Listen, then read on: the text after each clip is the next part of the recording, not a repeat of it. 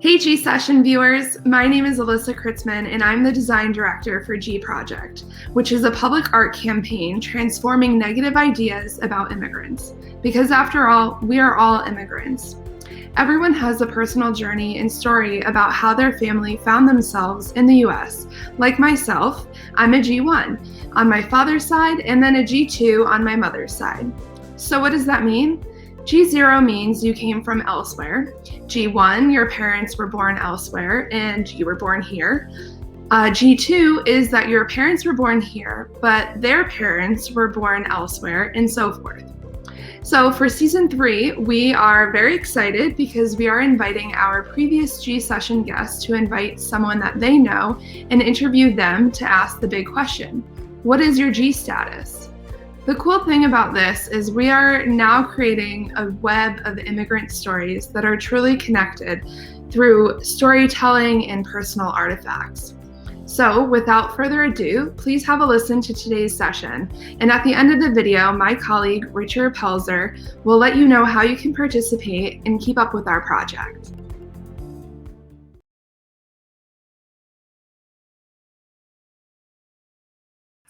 Thank you, Alyssa. Hi, everyone. My name is Carlos Dominguez. I am a designer. I was a guest on season 2, and I am back to host season 3 finale. And I wanted to welcome you all. Me encantaría presentarles a mi invitada de hoy. Ella se llama Brittni Acosta. Hola, Brittni, ¿cómo estás? Hey, Carlos. How are you?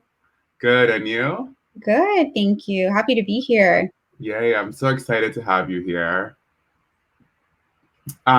So I guess, let's touch base on how do we know each other? So we're very family friends and we're related in a really close sense. So I just wanted to kind of touch base on how we know each other. We go back, Brittni is actually married to my cousin, and we know each other since we were really, very, very young. Well, she's known me when I was very young, and now she has 2 kids and married to my cousin.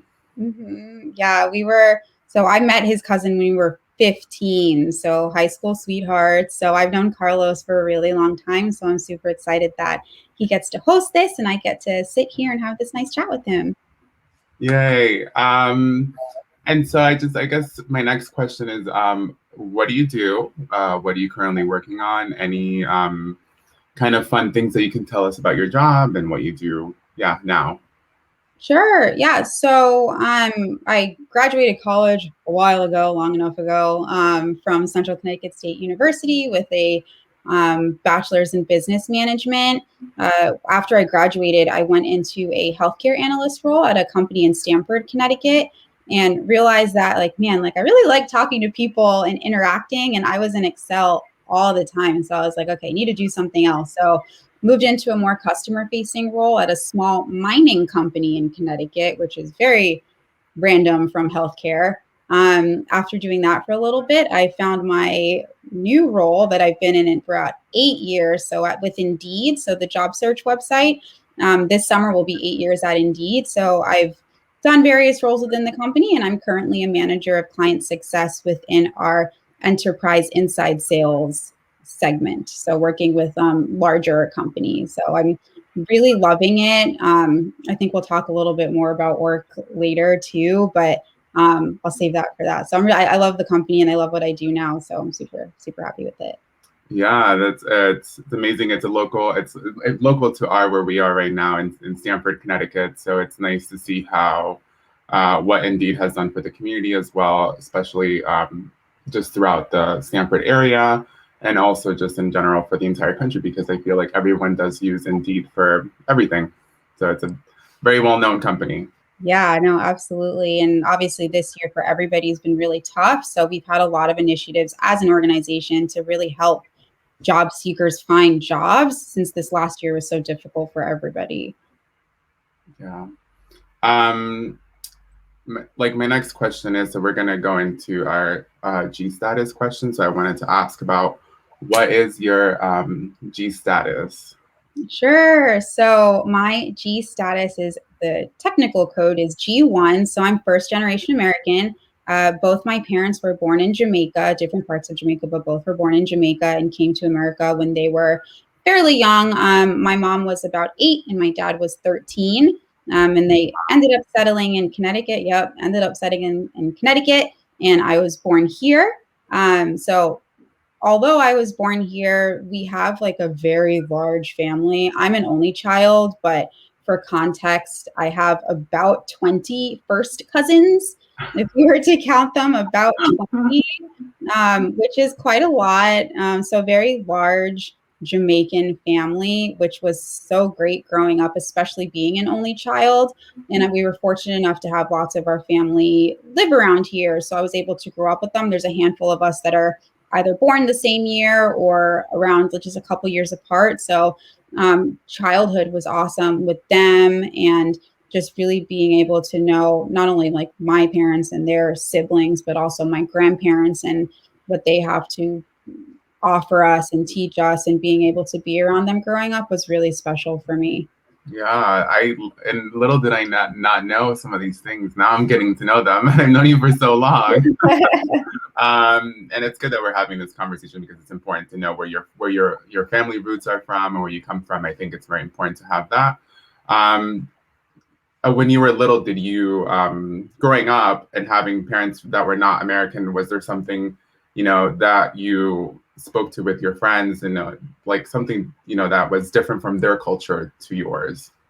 Yeah, I think I laugh. So probably I'd say food would be the number one thing. So like I love food, as do most people, and I love Jamaican food. My mom is an excellent cook, highly recommend. I remember specifically, it was ninth grade at my school, and that school, ninth grade, you're a senior technically. So within the senior yearbook, you have to put different facts about yourself. One of those was, what's your favorite food? And I was like, man, my real favorite food is it's stew peas, it's called. So my mom makes it all the time. It's technically like red kidney beans with gravy and rice and dumplings. It's so good. But I'm like, I go to a small private school in Connecticut. No one's going to know what stew peas is. So I ended up putting Chinese takeout as my favorite food, just to, as much as I love it, I'm like, people probably wouldn't understand unless they've had it or they're from the culture. So that's something that seems so small, but has really stuck with me for a long time. I was like, man, like now, and I mean, now that I'm older, wiser, have my own kids, I would 100% encourage my kids. If stew peas is your favorite food, you put stew peas as your favorite food. And if people have questions, it's just an opportunity for them to ask you and to learn more. Yeah. That's amazing how, things like that have happened to me as well. So it's amazing to see how now our country has progressed and we're able to kind of share more of our stories about our background and where we come from and who we are. So I think that's very important.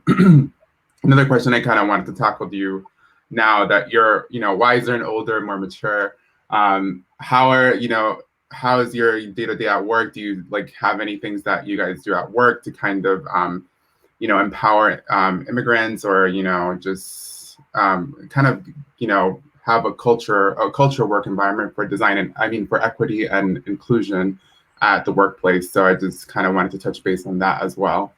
Yeah, absolutely. And I know we touched a little bit on Indeed before. So we are an international company. So we have offices not only in the US, but abroad in EMEA. Indeed definitely strives to not only be a diverse, but also an inclusive company. Diversity, inclusion, and belonging. So DIMB is actually one of our core values.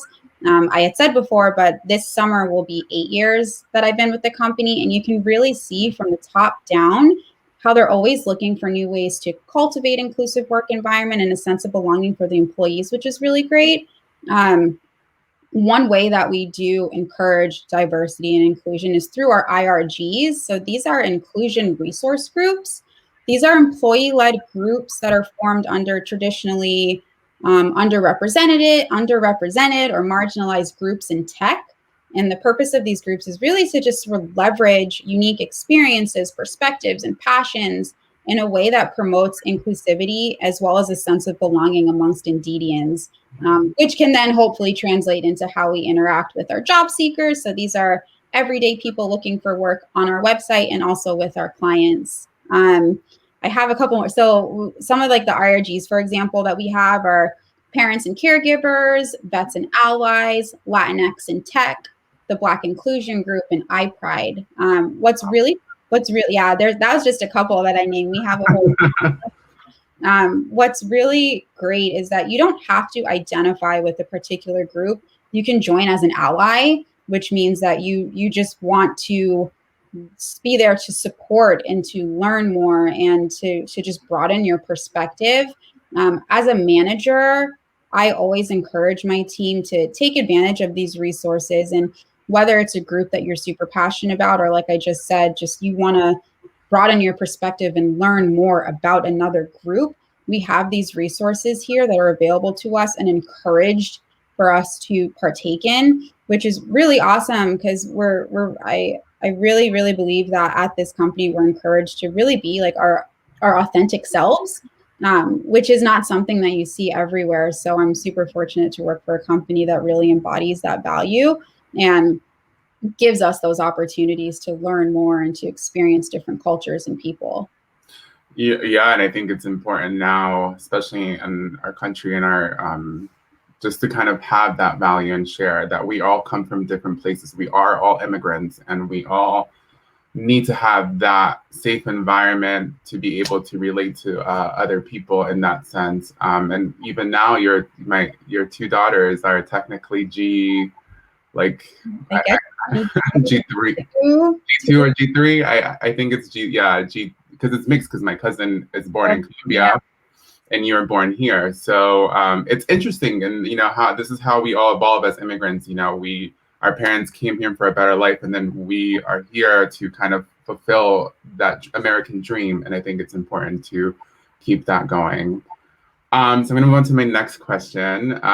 So I wanted to ask if you have a family heirloom or some type of object or photo or something about your past that we would love to see, and if you'd like to share with us. Sure. So I gave a little sneak peek into it before. So I actually was trying to find a picture. I found the picture that I wanted, but not a physical copy. So I'll just talk about it a bit. So the picture that I wanted to share was of me and my great grandmother at my wedding. So I have been fortunate enough in my life to know technically 4 great grandparents in my life. So 2 I knew throughout childhood, and they lived in Jamaica, and we would visit annually when I was a child. So I got to know them when I was younger before they passed.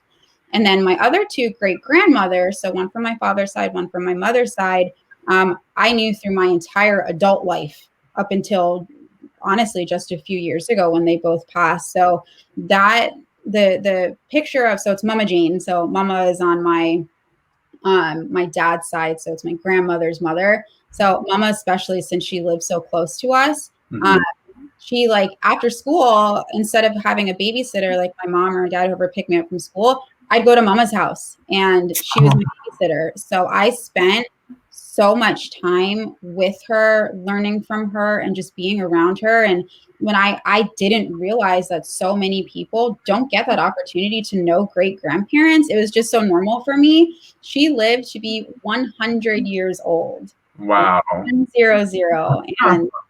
And she was honestly, she was just the best. My mom reminded me right before this that when I was maybe 5 years old, I guess he would complain why do you always leave me to stay with old people? And I would complain about it when I was little.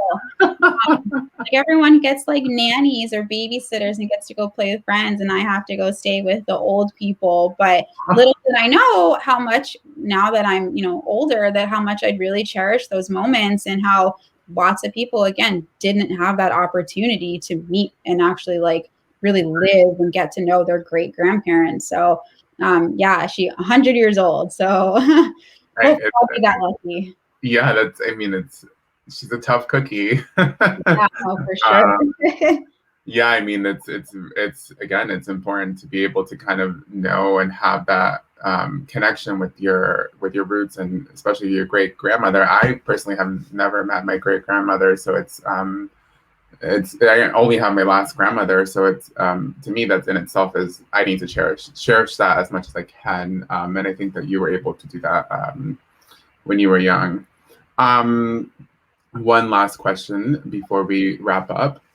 So like, what would you say today, like, to your two daughters about, knowing their culture and their, their background, how would you, teach them about your background and, let them know that you come from a very special family? Yeah, absolutely. And kind of like we said, like they're in a very unique position. So although I was born here, I have Jamaican roots, and my husband was born in Colombia and came here as a child, and he's like fluent in Spanish and, very, very much embraces the culture. So we really do our best to harness that and to teach them as much as we can. Working, and hopefully they'll become bilingual. It's a lot more difficult than I thought. It was always my dream to have my kids be fluent in multiple languages, and we were really doing our best with that. But hopefully they are, because the language would be beautiful. But apart from that, it's just really, it's the food, the music, the being around the family is really big for us. And I think those are the ways, especially through the food, definitely the ways that we're going to allow them to keep in touch with their roots, and to really embrace and appreciate where they come from. That is amazing and beautiful. But we are out of time for today, and it was such a pleasure having you, Brittni, and it was good seeing you from a short distance, but from a tech standpoint, we're on a screen, but we're not too far away from each other. Yeah, thank you for having me. Yeah, of course. Thank you so much for being with us today at the G Sessions, and that's about it for today, everyone. Thank you for watching, and take it away, Richard. Wow, what a great story. Thank you very much for sharing. My name is Richard Pelzer. I'm the Director of Communications and Marketing for the G Project. As Alyssa Chrisman mentioned in the beginning, we are a public art project. I would love to invite everyone to our website, which is gproject.org. And I ask you to please sign up for all of our social media platforms, Facebook, Instagram, and now this new YouTube channel. If you are new to our YouTube channel, I ask everyone to please subscribe right there below. And we would love to actually hear any comments. So please catch us every Wednesday at 4 p.m. Eastern Standard Time for a new story. And we ask you to please share your project. And we ask the question, what is your G status? Thank you very much for watching. We'll see you soon.